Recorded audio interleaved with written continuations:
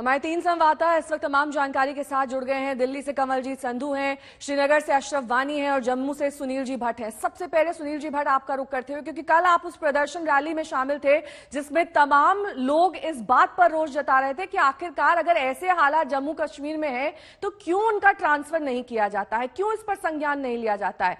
ये लोग इस बात की भी मांग कर रहे हैं कि अगर ट्रांसफर नहीं होता है तो वो नौकरी छोड़ने तक की धमकी दे रहे हैं।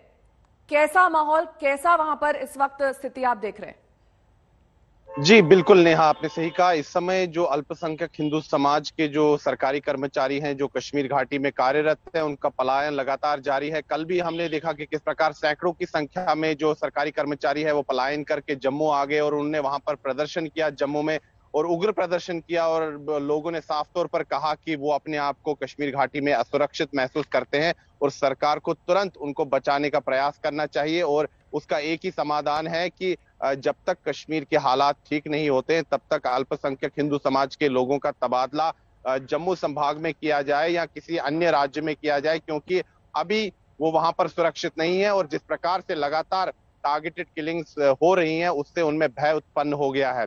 कल रात को भी हमने देखा कि किस प्रकार मासूम मजदूर जो कि एक ईंट के भट्ठे पर काम करते थे मध्य कश्मीर के बडगाम जिले में, उनको भी निशाना बनाया गया। 2 मजदूरों पर गोली चलाई गई आतंकवादियों के द्वारा। दुर्भाग्य से एक मजदूर की इस आतंकी हमले में मौत हो गई। बिहार का वो रहने वाला है।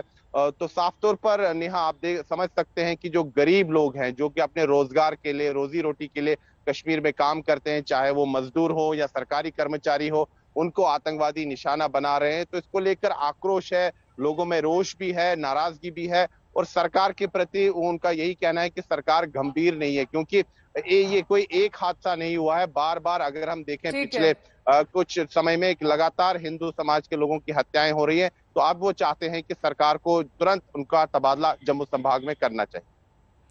अशरफ वानी मेरे सहयोगी इस वक्त तमाम जानकारी के साथ जुड़े हैं। अशरफ, क्योंकि आप उस जगह पर मौजूद हैं बडगाम में जहां पर एक के बाद एक ऐसी घटनाएं हुई जिससे डर और दहशत का माहौल सबसे ज्यादा वहां पर बना हुआ है। अनंतनाग से आज सामूहिक पलायन की खबर आ रही है, उसको लेकर क्या ताजा तस्वीर है, क्या तैयारी की गई है, क्योंकि ऐसा ना हो कि इस सामूहिक पलायन के नतीजे काफी ज्यादा विभत्स हों।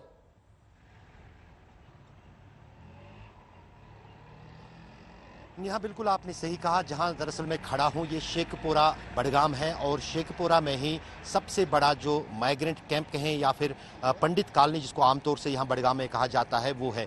ये सरकार की तरफ से एक सुरक्षित जो है हाउसिंग कॉलोनी बनाई गई थी इन सरकारी कर्मचारियों के लिए जो अल्पसंख्यक और कश्मीरी पंडित परिवारों से आते हैं। और यहाँ पर ही राहुल भट्ट जिसकी सबसे पहले पिछले महीने हत्या हुई थी चाडोरा में, उनका परिवार वो भी इसी कैंप में रहते थे।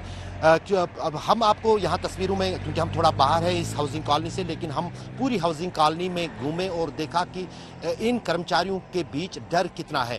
और ये भी खबर है कि ये जो यहाँ अंदर लोगों ने कहा कि बीती रात जो हैं 6 परिवार यहाँ से जम्मू के लिए पलायन कर चुके हैं और जो बाकी परिवार भी यहाँ सरकारी कर्मचारियों के और कश्मीरी पंडितों के रहते हैं वो धीरे धीरे यहाँ से निकलेंगे, क्योंकि इनके बच्चे अभी स्कूलों में यहाँ पढ़ रहे हैं, उनके सर्टिफिकेट्स वगैरह, उनकी माइग्रेशन वगैरह जो है वो थोड़ा सा इनको है। लेकिन मन और दिल उन्होंने बना लिया है कि सरकार हमारी एक भी नहीं सुन रही है, हम अब यहाँ से फिलहाल जम्मू के लिए जाएंगे। और जत्थी कप जो कि जम्मू में सबसे बड़ा माइग्रेंट कैंप है कश्मीरी पंडितों का, वहाँ पर अब ये अपना प्रदर्शन जारी रखेंगे आने वाले दिनों में। लेकिन दूसरी तरफ ये भी एक महत्वपूर्ण खबर है कि 8 जून यानी मात्र 4 दिन बाद जो है कश्मीर में कश्मीरी पंडितों का सबसे बड़ा त्यौहार जो है खीर भवानी का मेला होने जा रहा है। हर साल देश दुनिया से हजारों की तादाद में कश्मीरी पंडित जो विस्थापित थे वो उस मेले की शिरकत के लिए किसी भी हाल में जरूरी आती थी।